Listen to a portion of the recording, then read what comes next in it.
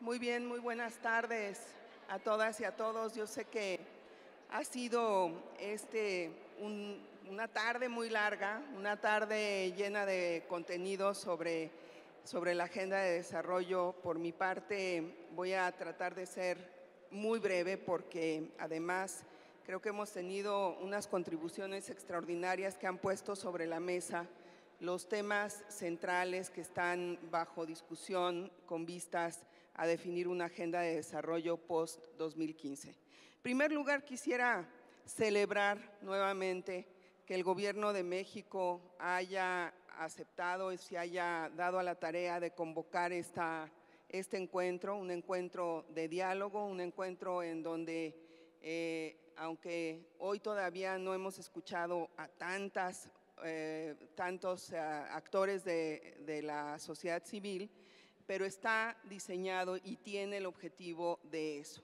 de dar, por un lado, proporcionar un marco general de cuáles son las lecciones aprendidas, cuáles son los retos y escuchar sus opiniones. Yo estaré realmente muy contenta de escucharlos. Me ha tocado la suerte, el privilegio de participar en varias consultas, no muchas con tanta participación de sociedad civil, por cierto, pero sí debo de decir que en todas y cada una de ellas escuchar a la sociedad civil, a los actores no gubernamentales es muy enriquecedor. Así es que estaremos muy atentos.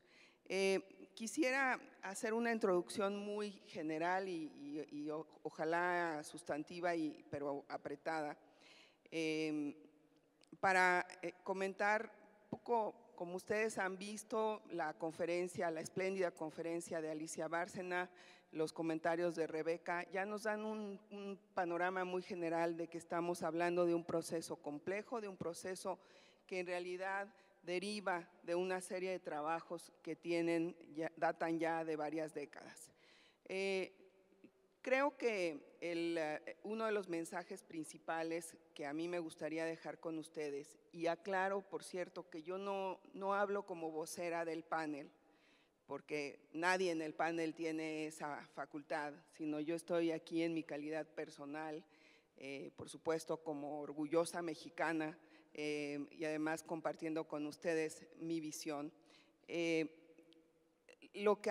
primer mensaje que me gustaría dejar con ustedes es la importancia de que trabajemos hacia una agenda de desarrollo única, que en realidad esta división del proceso de Río+20, el proceso de las metas de desarrollo del milenio, termina siendo, si uno lo analiza a fondo, termina siendo una división un poco artificial y que tiene que ver más que nada con quiénes son responsables de una y otra agenda. Y esto tanto a nivel de los gobiernos de los países como a nivel del sistema internacional. Yo creo que en ese sentido tenemos que ser muy claros en dar ese mensaje. A nivel nacional tenemos que trabajar como un equipo único y a nivel internacional también. Ahí, este es uno de los elementos que comentaba Alicia. Bueno, nos tienen que decir ustedes qué quieren ustedes que hagamos. Yo creo que ese es un punto que realmente es muy importante. Hay en este proceso de Naciones Unidas pues varios procesos, en el proceso global hacia la agenda de desarrollo, hay varios procesos que se están llevando a cabo. Hay un grupo de trabajo del Sistema de Naciones Unidas, debo de decir, reconozco que en el Sistema de Naciones Unidas, yo diría, por primera vez está haciendo un esfuerzo grande para poder unificar las agendas y para poder tener una mayor sinergia y mayor coordinación. Pero claro, pues tenemos que ser ambiciosos y por lo tanto, pues también tenemos que decir que falta mucho por hacer y es un reto muy importante. El panel que estableció el secretario general y en el cual pues muy amablemente me invitó a participar, está copresidido por 3 mandatarios. Está una presidenta, es la presidenta de Liberia, que está aquí representada afortunadamente por nuestro amigo Samuel Jackson, a quien vamos a escuchar. Está copresidida también por el presidente de Indonesia, que desafortunadamente no pudimos tener un representante hoy, pero la verdad es que ha habido un trabajo muy intenso de Indonesia y del presidente Yudhoyono personalmente en este proceso, y también del primer ministro Cameron, el primer ministro del Reino Unido, que está también hoy representado aquí con nosotros con el señor Will Ashley Cantelo. Después tenemos una red de soluciones para el desarrollo sustentable que es un grupo que estableció el secretario general de Naciones Unidas y que preside el profesor Jeffrey Sachs, en donde participan también especialistas, participan gente incluso también de la comunidad financiera. Tenemos el grupo de trabajo abierto sobre los objetivos de desarrollo sostenible, que fue establecido en enero de este año. Ese también es un grupo importante que va a tratar de lograr alguna negociación sobre metas que pudieran incluirse. Está todo este proceso de consultas nacionales y consultas temáticas apoyadas por el PNUD y que realmente nos ha llevado a una labor muy intensa a nivel global. Y las consultas regionales. Finalmente, entonces, con esto lo que quiero decir es simplemente dar una idea de la complejidad y la amplitud del proceso en el que estamos imbuidos. Destacar que se trata del inicio de un proceso. O sea, yo quisiera que ustedes no piensen que estamos llegando tarde. Sé que se ha hablado mucho de que el proceso de elaboración del informe del panel de alto nivel del que yo formo parte, pues va a concluir en mayo. Y que es cuando tenemos que entregar un informe al secretario general, pero la verdad es que el proceso de negociación pues realmente no ha iniciado, estamos en muy buen tiempo y sí es una característica fundamental de este nuevo proceso de construir una agenda de desarrollo, si lo comparamos con cómo se construyó las metas de desarrollo del milenio.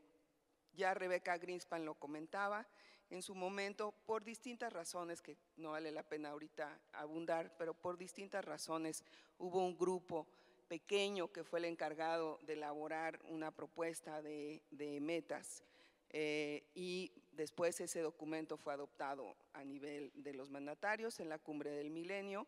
Y eso significó que pues pasaran varios años hasta que los países sintieran que esta agenda era una agenda que realmente era relevante para ellos, y también pasaron varios años hasta que la sociedad civil se involucró directamente con esta agenda. Bueno, hoy, a 2 años y medio de que seguramente se adopte la nueva agenda de desarrollo post-2015, ya tenemos un enorme proceso de consulta y de participación. Y creo que esto refleja el reconocimiento de que no solamente debemos de trabajar para ayudar a otros, sino que la única manera de salir adelante en cualquier agenda de desarrollo hacia el futuro es trabajando todos juntos. Los gobiernos no lo pueden hacer solos, la sociedad civil tampoco, los empresarios tampoco.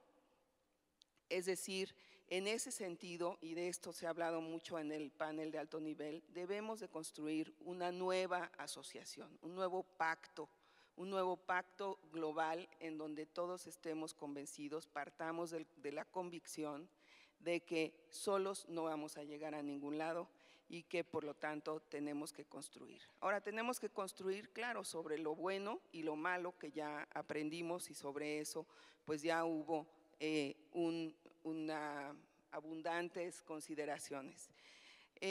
Rápidamente, ¿cuáles son los elementos que se han discutido en las sesiones del panel hasta ahora?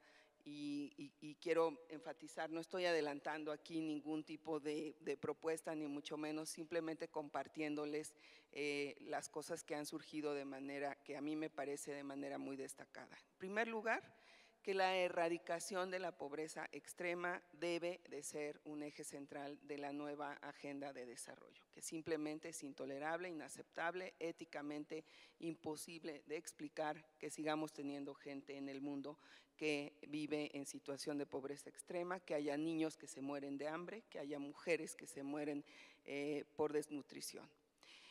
También que al mismo tiempo tenemos que construir los componentes que nos permita visualizar un futuro de mayor prosperidad en todos los países. Es decir, sí tenemos que crear riqueza, porque si no tenemos riqueza, pues no la podemos distribuir. Sí tenemos que crear empleos, porque si no hay empleos, pues la gente no tiene forma de realizarse. Pero dicho esto, parte de esa tarea de crear riqueza y de crear prosperidad y bienestar tiene que ver precisamente con atender las necesidades fundamentales de nuestra población. Y en ese sentido también se ha hablado mucho de que debemos de elevar el nivel de ambición, que ya no solamente tenemos que fijarnos en metas cuantitativas, que tenemos que tomar en cuenta metas cualitativas. No solo es importante que haya acceso a la educación primaria, podemos tener salones de clase construidos, pero si no tienen maestros capacitados, si no tienen niños que hayan desayunado en la mañana para ir a la escuela y que puedan aprender, pues realmente eso no tiene relevancia. Y por lo tanto, que debemos de concentrarnos de manera fundamental en los temas de calidad. Lo mismo puede aplicar a los temas de salud, lo mismo al tema de nutrición. Hay niños, lo sabemos, hay niños desnutridos que tienen obesidad. ¿Qué quiere decir eso? Tienen comida, pero no están bien nutridos. Entonces tenemos que poner un énfasis en calidad. También esto se traduce, digamos, en un marco que debe ser un solo marco que conjunte la parte de crecimiento económico, la inclusión social, atender todo el tema de desigualdades y la protección del medio ambiente. Y que también en ese contexto pues tiene que haber un ambiente de paz y un ambiente en donde se fortalezcan las instituciones. En cuanto al tema del uso de los recursos naturales, ha habido pues una amplísima coincidencia de que debe de haber un manejo sustentable, un manejo responsable, un manejo transparente, y ahí pues estaríamos hablando de el tema de la consulta previa, un manejo transparente de los recursos naturales para asegurar que todas las personas que son afectadas por las decisiones sobre los recursos naturales en su entorno estén debidamente informadas y conozcan qué es lo que va a pasar. Hemos hablado también de que en esta nueva agenda de desarrollo debemos de partir de este nuevo pacto global, un pacto global en donde todos tenemos responsabilidades, pero en donde también tenemos que incluir algo que no estaba en las metas de desarrollo del milenio, que es pues un ambiente que nos permita tener certidumbre, un ambiente que permita tener seguridades en materia comercial, en materia financiera, un ambiente que reconozca que el desarrollo, el concepto de desarrollo ahora ya no debe de ser un concepto asistencial, sino que el desarrollo de todos depende de todos. Todos estamos interconectados. No se trata de ayudar a los países pobres, se trata de generar las condiciones para el progreso a nivel global. Hemos hablado mucho del tema de implementación y aquí yo los invitaría a que en sus diálogos hablen, también aborden esta parte de implementación, porque si vemos los diálogos que hemos tenido hoy, pues ha habido muchas consideraciones sobre los distintos temas. Entonces, sabemos y hemos aprendido a la buena y a la mala cosas que no debemos hacer, pero ¿cómo entonces hay que hacerlo? ¿Cómo entonces tenemos que integrar esta agenda? ¿Cómo debemos de lograr, cómo vamos a lograr que los gobiernos a nivel local se involucren, si no son los que van a Naciones Unidas? ¿Cómo vamos a lograr también que para asegurar el tema de calidad de educación tengamos la infraestructura necesaria? Por ejemplo, energía. Entonces, energía es uno de los temas que ha surgido. Entonces, acceso a energía y el uso de energías renovables, pues es claramente una de las prioridades. Pero aquí lo importante no es la energía en sí, sino es cuáles son las necesidades de la persona, qué necesita el niño. El niño necesita en su casa luz. ¿Para qué? Para que los alimentos de su casa estén bien conservados, para que no se enferme, que no tenga diarreas. Necesita luz necesita energía para que no tengan que respirar el humo del fogón en su casa. En fin, es un enfoque en el que si bien tenemos que reconocer que hay sectores y que los programas en gran medida tienen que hacerse por sectores, si ponemos a la persona en el centro, entonces resulta que más bien tenemos que buscar que todos esos sectores converjan en sus esfuerzos hacia el cumplimiento de esas metas, ¿no?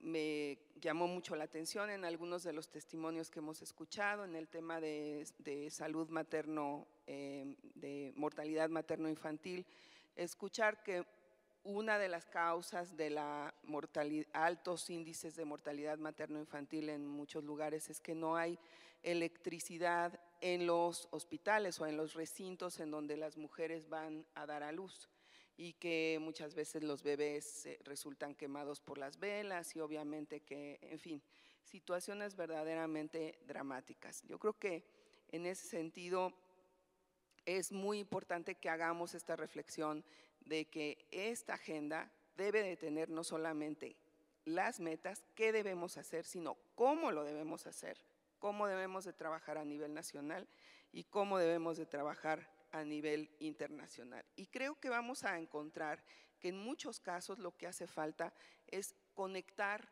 los distintos procesos que se están dando, tanto a nivel nacional como a nivel internacional.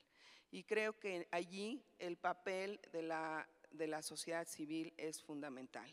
Finalmente vamos a llegar al momento en el que, ok, ya nos pusimos de acuerdo en un marco en donde están todos los temas que han sido comentados el día de hoy. Pero una vez que tenemos ese marco, cada país tiene que desarrollar un programa específico. Ya no podemos pensar que las metas numéricas, así tal cual, pelonas, son las que deben de aplicarse. Tiene una mucho mayor complejidad y por lo tanto hay que hacer una agenda nacional en la que participen también sociedad civil, las organizaciones de sociedad civil, los empresarios, los académicos, las instituciones de especialistas, etcétera. Este verdadero pacto global es lo que necesitamos. Creo que me extendí, I'm very sorry, creo que me extendí de más de lo que yo misma quería, pero quisiera ahora darle la palabra a la señora Karina Gerlach, porque ella nos va a leer el mensaje que nos ha hecho llegar una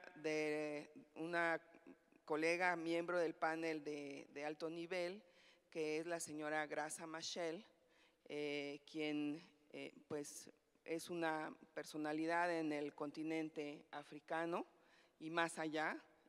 Nada más un poco para darles una idea, cuando yo estaba en Naciones Unidas hace poquitos años, pero hace como 15 o 20, ella fue la primera persona que hizo un informe sobre la situación de los niños en conflictos armados y realmente, bueno, sus credenciales son interminables. Ella tenía mucho interés en estar aquí, cuestiones personales le impidieron venir, pero nos hizo llegar un mensaje que también quería hacer llegar vía video y tampoco se pudo, pero aquí nos lo va a leer Karina. Muchas gracias.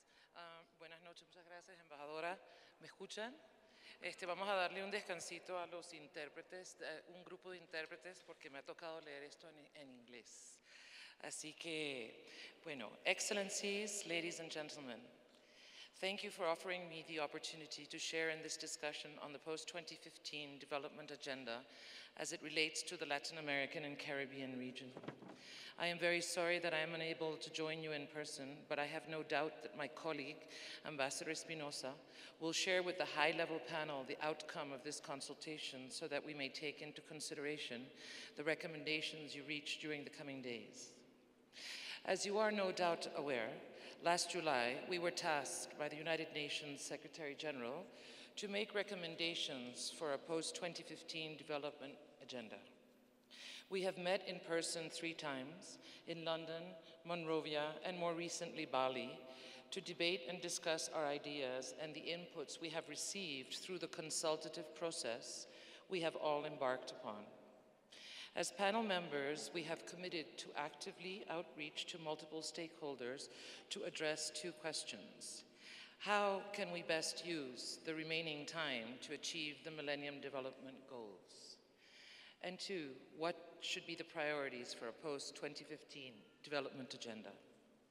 The 8 Millennium Development Goals have served us well. They have focused our attention on the key issues we must address as an international community to address poverty around the world. They have also helped to align governments, donors, bilateral agencies, and civil society around a common agenda. However, the MDGs are not over. We have just under 2 years to achieve these goals. And your region, Latin America and the Caribbean, with all its diversity, is making some of the most amazing progress.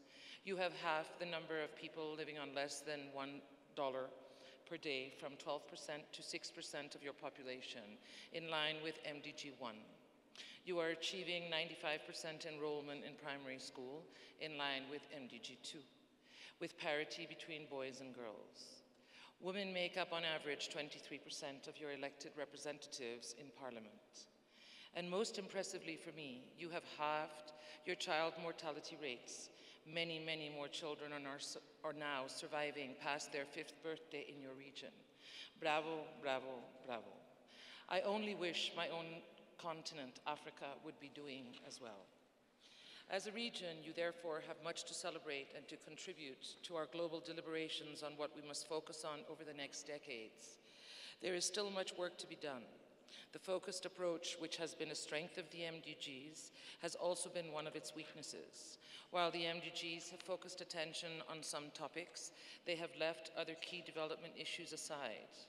You need to help us in the HLP, in the high-level panel, to identify the new development issues that must be recognized and addressed in our new development agenda, and how these are relevant to each region and each country. Let us take the issue of peace, absence of conflict, and absence of fear.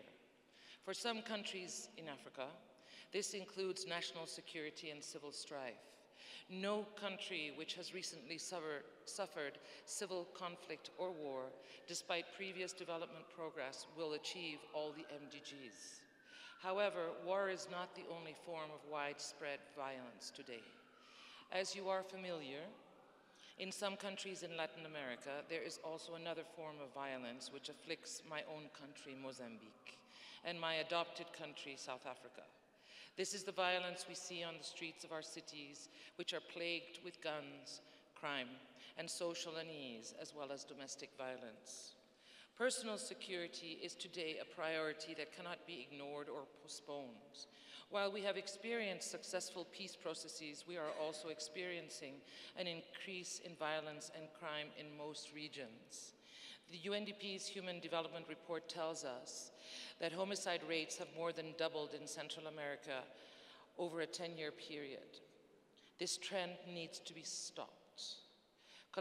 Collectively, we must address the key drivers of violence, which include the drugs and arms trades, strengthen law enforcement institutions to combat corruption and fight the illegal trade of arms, drugs, and natural resources, and adopt a development approach that addresses the increasing and persistent inequality in our societies, which is among the underlying causes of violence and perpetuates a cycle of violence.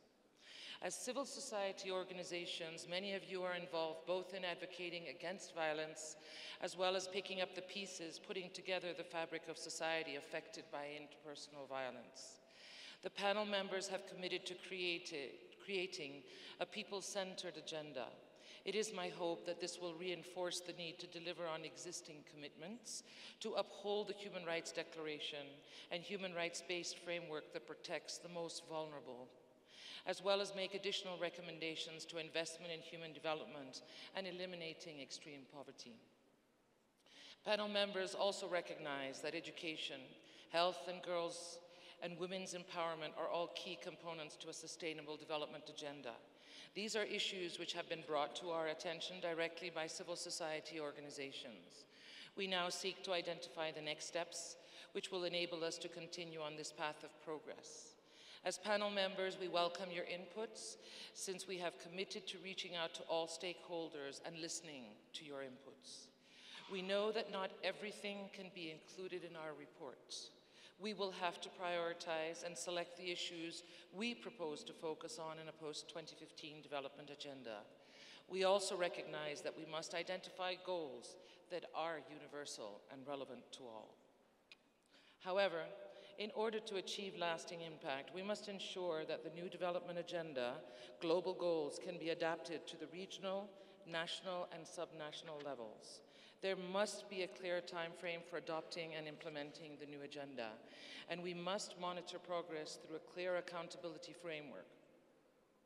This accountability framework must apply to all of us, the governments who are signatories to the UN statements, development partners, and private sector stakeholders, civil society, and indeed to every and each one of us as individuals. It is in working together, in defining the priorities and future partnerships, that we wish to create a better reality for future generations in the Americas, in Africa, and across the world. I look forward to hearing from Ambassador Espinosa the recommendations that Latin America and the Caribbean will make to the HLP. I thank you for your attention and wish you a very active and fruitful discussion. Gracias, obrigado.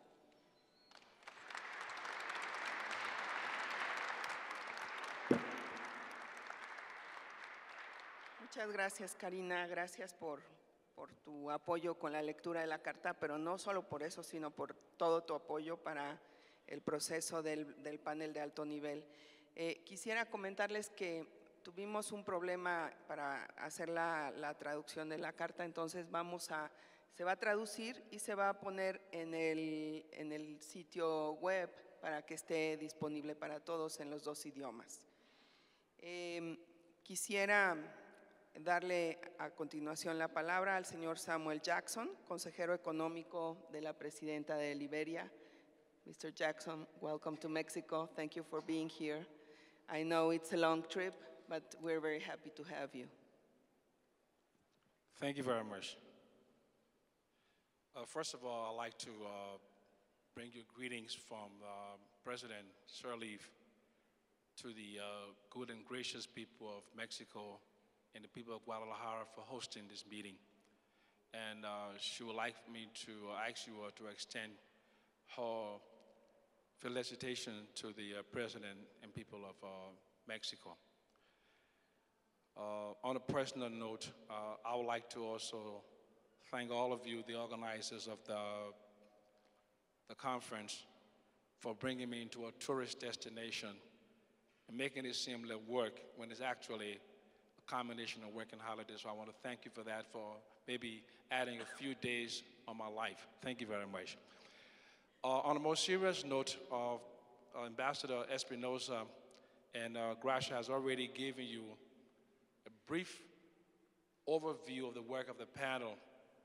What I'm about to do is to flesh out some of the key issues that have come out of the meetings in New York, London, Monrovia, and Bali. As was already expressed, the first meeting was held in New York, where the panelists agreed at that time to set out an agenda in crafting the post-2015 development agenda, and where they agreed that the overarching goal of the post-2015 development agenda must be the eradication of poverty. Then we move on to London, where discussion was on the individuals about jobs and livelihood, population dynamics, youth unemployment, and issue of vulnerability in women, children, and other vulnerable groups. The issues of social protection, extremely important. At the London meeting, the vision of the panel was crystallized, and that vision talked critically about eradicating poverty. Then we went to Monrovia, and the Monrovia agenda was based upon economic transformation. In fact, the theme of that meeting was national building blocks for sustained prosperity and economic transformation. Economic transformation is extremely important to developing societies. The developed societies transform by what? Creating surplus in agriculture and then investing in manufacturing and industrialization.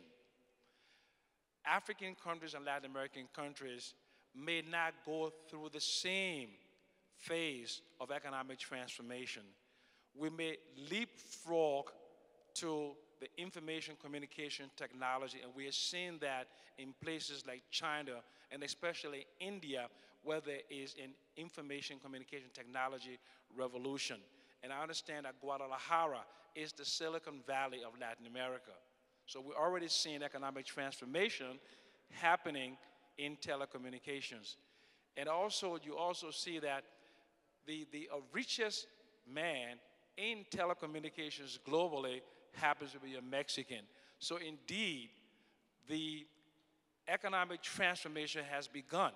But what is critically important is that economic growth alone is insufficient to improve socioeconomic condition. And that is where the issue of what? Inequality comes from. Therefore, the panel's work, okay, has concentrated on inequality. What are the reasons for inequality, and how can inequality be addressed? Now, you talk about the savagery of capitalism. I speak about the neoliberal aspect of development, the Washington Consensus. But this is my personal opinion. But going forward, whatever is brought up in the panel work, understand that OECD countries have to agree on that. All parts of the globe must agree on that. So the political process of creating and crafting a post-2015 development agenda will necessarily result in compromises. It cannot be about philosophies. It cannot be about idealism. It has to be based on practicality. It's extremely important. And the goals and the vision have to be based on universality, and it has to be based upon responsibility and the means of implementation. Is extremely important. So the three strains of development, which is inclusive growth, social cohesion, and environmental sustainability, is extremely important. How do you define inclusive growth? Is inclusive growth looking at the different quintiles of income and deciding to move up the bottom quintile? But what happens to the top quintile? Do we stagnate the top, or do we accelerate everybody? And as an economist, I believe that when you do bottoms of economic development, it pushes everybody up necessarily. Socioeconomic conditions for all groups of people increase, but it's important to increase the bottom faster. It is extremely important because the inequality gap globally is a significant problem, and it has some some direct effect on social stability. 20% of people are responsible for 70% of global income. That is intolerable. And in middle-income countries, like Mexico and parts of Latin America, there's a middle-income trap where you have this disproportionate amount of income at the top, while there is a poverty trap at the bottom. We need to work on that. It's extremely important. Africa faces a much more complex challenge. In my country, for example, we have the issue of youth. We have the issue of fragility. 70% of the population of Liberia is under the age of 30. They are unskilled, unemployed, and in most cases unemployable. It's a serious problem. The issue of fragility and peace building has to be integrated into the post-2015 development agenda. You cannot have the greatest amount of your population disenfranchised, having no access to jobs, and then correspondingly dealing with the different manifestations of poverty. Poverty is not just about consumption.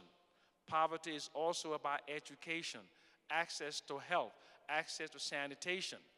If we want to build an equal world, we have to provide basic social services to the greatest number of people within regions, within countries, within the globe. Problem is, how do you pay for that? The Millennium Development Goals, as they were established, was a compact between rich and poor nations. And the compact was that rich nations would provide the means to finance poorer countries, and poorer countries would use the money in a way that would achieve those results. The world has to understand that ODA is not insufficient as a means of implementation for development agenda, because the North, the global North, has significant problems in terms of decrease in fiscal space. So developing nations must now go back to the Monterey Consensus. What are the issues and means of financing the illicit outflows of the African developing countries? How do we increase taxation as a percentage of GDP?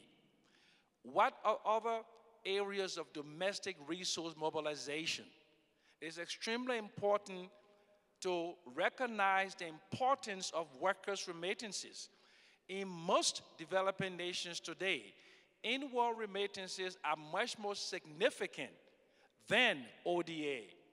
Liberia has $300 million a year coming in as inward remittances. That is almost a third of our GDP. Extremely important. How do we devise systems to finance economic development? Is it enough to integrate African and Latin American economies into the global financial system? How do we do that? And what are the mechanisms to do that? How do we ensure that 2008, the global financial crisis, does not repeat itself? And what are some of the complexities and the issues that we need to deal with to ensure that the world does not come to a financial collapse as it almost did in 2008? One of the ways we can do that is to increase trade investment between the South and the South, and between the South and the North. If you look at the geography of South America and Africa, it's only 2,500 miles from Recife to Monrovia. Yet, there is very little trade between Brazil and Liberia. Why is that so? And why is intra-African trade only 4% of Africa's trade with the rest of the world? How is that happening? Now, let's get sanguine here. Africa and Latin America are bounded by blood. the blood of Africans are infused with people in Latin America. So it's not, so it's more than an economic argument, it's also a moral and emotional argument that Latin America and Africa trade. Because when Latin America and Africa trade, it would what? Bond the two continents together, make it stronger, and what we'll do is decrease ODA flows. So even if ODA flows come in, they could be used for other things like we're building infrastructure, which is extremely important for developing economies. The way Asian economies improved themselves was to invest significantly in infrastructure. In Africa, there's a serious gap to fund infrastructure for several reasons. The key reason, limited fiscal space, but more importantly, it is the size of African economies. Liberia, my country, 3.8 million people. Other African countries with smaller population. The markets for in African countries are small. We need regional economic integration. Regional economic integration will what? Increase the size of the market and cause the scaling up of infrastructure projects. It's extremely important. Now, so I know I'm going off tangent, but it's extremely important for me to conclude by saying that not all pet peeves can be brought to the post-2015 development agenda. There are a million issues, a million constituencies.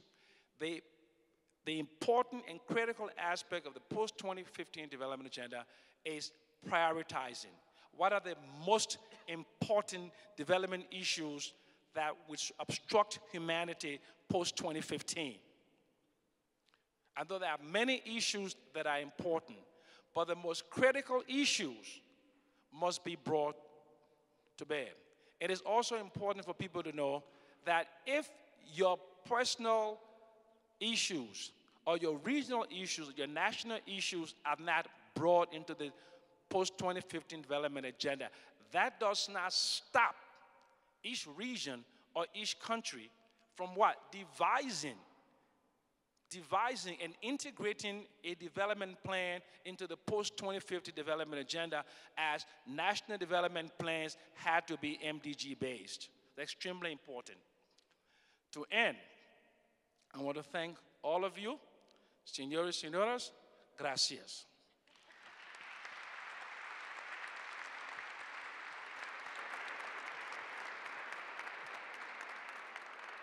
Thank you. Thank you very much, Dr. Jackson. Thank you for having made the long, long trip. Thank you also for having raised, in my opinion, two very important points. One of them, the need to be practical in this post-2015 development agenda. And the other one, the importance of increasing relationship between Latin America and Africa. And I do believe that we can and should learn a lot from each other. Thank you so much. Le doy ahora la palabra al señor Will Ashley Cantelo, asesor en jefe del gabinete para el marco post-2015, en representación del primer ministro David Cameron, copresidente del panel de alto nivel. Thank you very much, Ambassador. Let me start by apologizing again for having to speak in English. And my Spanish hasn't improved since I saw many of you in Colombia about a month ago. I'm working on it, we're trying. But also, just to explain in advance that if you see Samuel and I wearing headphones for the next 2 days, we're not listening to our iPods, we really are listening to you. But also, I just wanted to say thank you to the Ambassador and to the Mexican government and to the people here for hosting and creating this conversation. I'm really looking forward to the next few days and hope that, even though my remarks now are going to be very brief, that I'll be able to have a conversation with many of you over the next few days, and we'll be able to have a discussion and some questions and answers. Really, there's only 3 messages I wanted to deliver just now, and then we'll hopefully be able to move on to some cocktails, which I'm sure you're all itching to get to. The first thing is to reiterate that I'm delighted to be here, and that's not just because the Mexican weather is much better than the English weather. It's because the civil society organizations are going to be absolutely critical, even more so, in the delivery of the post-2015 framework, in making these things happen in reality. And that makes it all the more important that you are able to influence the design of that framework. And this conversation today will be, and the next few days, will be critical to feeding in not just the high-level panel, but I'm sure to the process that goes on beyond the life of the panel. So we will take away what we hear from you, and we will build it in.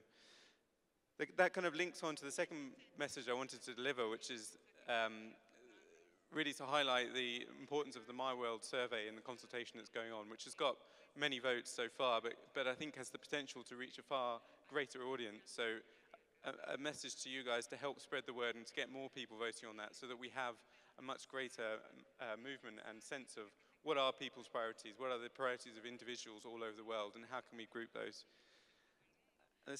I also wanted to highlight then the point that was made earlier on, that we might not be surprised to see education coming up as number 1 on that list so far. We might not be surprised to see health coming up as number 2, but it might be a surprise to some to see inclusive and accountable governance as coming up as number 3.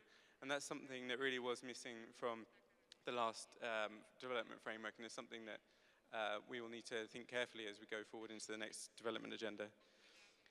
Third message I wanted to deliver was to really reiterate the point that the Ambassador Espinosa made about the importance of having a single development agenda. There was a few comments made earlier about the debate that is going on in some quarters about the relative processes that are going on, and whether we have one single agenda or we have 2.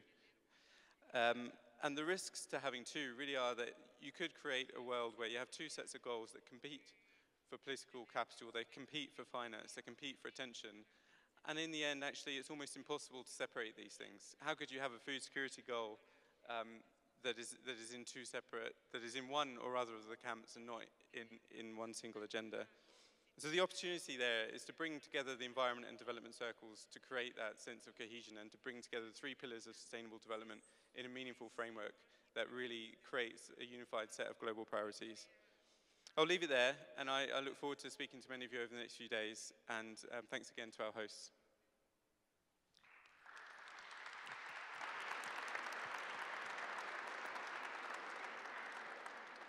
Quiero agradecerle al señor Ashley Cantelo su participación, el hecho también de que haya hecho el viaje a México, y destacar y compartir con ustedes que la copresidencia británica ha sido una copresidencia realmente muy dedicada, que ha hecho una gran aportación a todo este proceso, incluyendo también en el proceso de consulta con la sociedad civil. Ahora le voy a dar la palabra a René Mauricio Valdés, que es el jefe de gabinete del Secretariado Único de Naciones Unidas para la Agenda Post-2015, y quiero aprovechar su presencia aquí también para agradecerle y para hacer un reconocimiento que le ruego a él y a Karina que transmitan a 2 personas en el secretariado que están llevando este proceso. Una es Jomi Caras, en su calidad de autor principal del informe, y la otra es Amina Mohamed, también cuya contribución es realmente crucial para el proceso. Así que tiene usted la palabra. Gracias, embajadora. Buenas tardes, amigos y amigas. Voy a ser muy breve para referirme a algo que es realmente, considero yo, muy importante en este proceso. Lo voy a hacer de manera muy breve porque el tiempo pues ya nos ha comido, pero aquí voy a estar y me pongo a su disposición en cualquier momento para ampliar estos temas. Y me refiero, y creo que complementa muy bien lo que hemos estado tratando, a los procesos intergubernamentales que forman parte de este gran proceso hacia el post-2015. Se trata de los procesos de negociación multilateral entre los gobiernos en la sede de las Naciones Unidas, y al cual es muy importante monitorear y seguirle la pista y tratar de incidir. ¿Por qué? porque es allí donde se van a tomar decisiones. Las decisiones sobre cuál es la agenda que se va a adoptar finalmente en el post-2015 la van a tomar los Estados miembros de las Naciones Unidas. Esa es la primera razón por la cual es importante que le sigamos la pista también a estos procesos intergubernamentales. La otra razón por la cual es muy importante seguirles la pista, como insisto, es porque esos procesos recién comienzan. Algunos de ellos ni siquiera han comenzado, están apenitas arrancando. Y en tercer lugar, quiero subrayar que todos estos procesos, por definición, por mandato, son procesos abiertos o deben serlo, a consultas y a escuchar a los distintos sectores que quieran participar en estos procesos. Miren, como bien se señaló, hay muchos mandatos de las Naciones Unidas que están detrás de este gran esfuerzo, pero quizás los más inmediatos alrededor de la agenda del post-2015 son la Cumbre del Milenio del 2010 y la Cumbre de Río del año pasado. Yo los quiero invitar a que leamos esos documentos donde se establece con claridad mandatos legales, digámoslo así, de qué debe ser y cómo debe ser este proceso. En particular, Río +20, ustedes probablemente lo sepan, es el que establece la necesidad de conformar un grupo de trabajo de composición abierta, dice, así se llama, un grupo de trabajo intergubernamental de composición abierta sobre los objetivos de desarrollo sostenible. Y le dice el mandato de que este proceso sobre los objetivos de desarrollo sostenible tiene que ser armonizado y formar parte del proceso post-2015.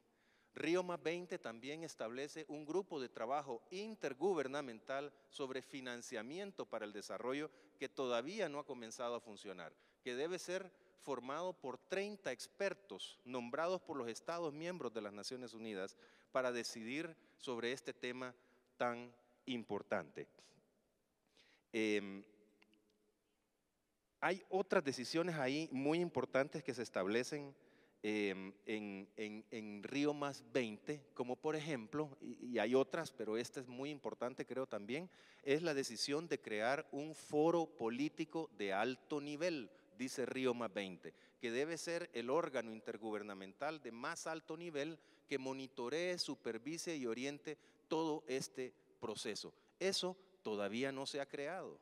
Lo único que se ha creado de esto son, a ver, ¿qué procesos tenemos? Hay varios, pero yo los invito a ponerle atención particularmente a los siguientes, que se van a nutrir de todo esto que estamos discutiendo. El proceso post-2015, que a veces parece tan complicado, en realidad lo que tiene son 3 patas. Una, muy importante, es la del panel de personas eminentes de alto nivel, del cual forma parte la embajadora Espinosa.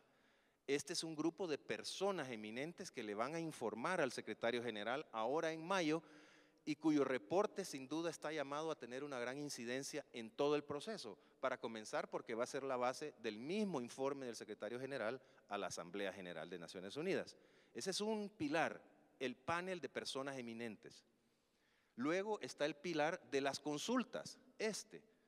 En lo que estamos nosotros, son 80 y pico de consultas nacionales con mucha participación de sociedad civil, 11 consultas temáticas globales, 5 consultas regionales organizadas cada una por la Comisión Económica respectiva de Naciones Unidas, pero también hay una consulta con académicos que está liderando el profesor Jeffrey Sachs, hay una consulta con el sector privado que se realiza en el marco de lo que se llama el Global Compact, el Compacto Mundial, etc. Ese es el gran segundo pilar, las consultas. Y el gran tercer pilar, y de nuevo, el que va a tomar las decisiones, es el intergubernamental.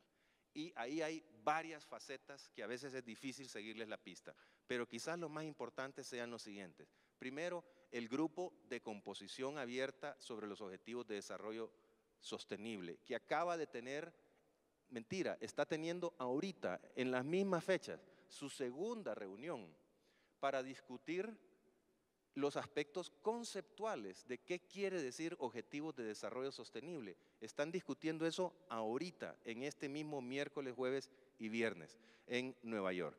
Luego, en septiembre, va a haber otro proceso intergubernamental para evaluar los Objetivos de Desarrollo del Milenio. Hay un evento especial en la Asamblea General de la ONU durante el segmento de alto nivel de la Asamblea General de este año para evaluar lo logrado a nivel mundial sobre los Objetivos de Desarrollo del Milenio y para lanzar recomendaciones sobre lo que debe ser la agenda post-2015. Ese es el otro gran proceso. En tercer lugar, en junio hay una reunión ministerial del ECOSOC, del Consejo Económico y Social de las Naciones Unidas, del cual muchas organizaciones de la sociedad civil son observadores oficialmente y están llamados a poder tener una incidencia. La reunión ministerial del ECOSOC de junio de este año se va a dedicar al post-2015, que es a dar lineamientos sobre el post-2015. Y desde luego mencioné que falta por crearse el foro de alto nivel político, que ha tenido apenas 1 o 2 reuniones de discusión en el seno de la Asamblea General de Naciones Unidas y se está discutiendo exactamente qué va a querer decir esto. Pero si ustedes ven el documento de resultados de Río +20, que de nuevo de veras los invito a leerlo, porque ahí está mucha de los mandatos con los que estamos trabajando ahora, le da al foro de alto nivel un papel muy importante. Y finalmente, el grupo intergubernamental sobre financiamiento para el desarrollo, que como insisto, no se ha creado todavía. O sea, el proceso intergubernamental que se va a nutrir de todo esto apenitas está comenzando y en algunos de sus componentes ni siquiera comienza. A mí me alegra mucho que el lunes de esta semana, ayer, hubo una primera reunión de organizaciones de sociedad civil que tienen base en Nueva York, pero son organizaciones internacionales de sociedad civil. Tuvieron la primera reunión para hacer estrategia sobre cómo incidir en los procesos intergubernamentales. Me parece un paso verdaderamente que hay que aplaudir. De nuevo, insisto, colegas y amigos, ahí es donde va a haber que incidir a fin de cuentas, y los procesos intergubernamentales multilaterales, ustedes lo saben muy bien, son complicados, porque el multilateralismo es complicado. Esto de la acción colectiva, ¿verdad? Ponernos de acuerdo entre 3 o más estados con base en principios compartidos no es fácil y ha generado a menudo desgaste, un cierto cansancio con las reuniones y las cumbres y los encuentros. No nos puede pasar eso. Y yo creo que de veras las organizaciones de sociedad civil, del sector privado, de la academia, los medios de comunicación, yo espero sinceramente que no se desentiendan por este, hay que decirlo con cierta franqueza, desgaste que ha habido a lo largo de muchos años con los procesos multilaterales en la Asamblea General de Naciones Unidas, que han producido cierto cansancio. Pues bien, todos estos temas se van a tener que resolver ahí de aquí al 2015. Y hay otros que no he querido mencionar y que son igualmente importantes, como es por ejemplo todo lo que tiene que ver con el cambio climático, en la plataforma de Durban, que no entramos en eso, pero que es una parte fundamental de este proceso. Entonces, de nuevo, invitar a los colegas a darle seguimiento a estos procesos y sinceramente a garantizar de que avancen, porque el riesgo de que se traben en la escena multilateral intergubernamental realmente pues existe. Muchísimas gracias.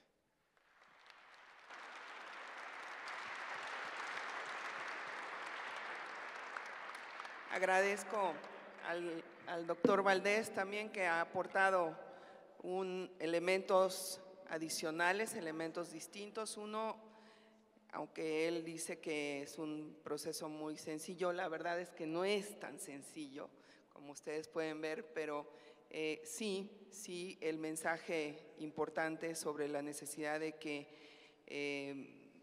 haya una concientización a nivel de todos los gobiernos de que esta es la oportunidad de hacer un cambio en el sistema multilateral que le dé nuevamente una legitimidad, una posibilidad de tener mayor fuerza y sobre todo de tener un mundo en el que todos nos guiemos por reglas y por acuerdos que trabajemos conjuntamente. Y para eso, pues la influencia de todos y cada uno de ustedes en sus ámbitos de acción es fundamental. Ya es tarde, tenemos preparada una recepción que estoy segura que todos vamos a disfrutar muchísimo. Les deseo muy buenas noches y todos estamos muy atentos a las conversaciones de los días que vienen. Muchas gracias. Muchas gracias. Los invitamos a todos a un cóctel que inicia en el patio de enfrente en estos momentos. Mañana a las 9 de la mañana iniciamos los trabajos en los grupos. 9 de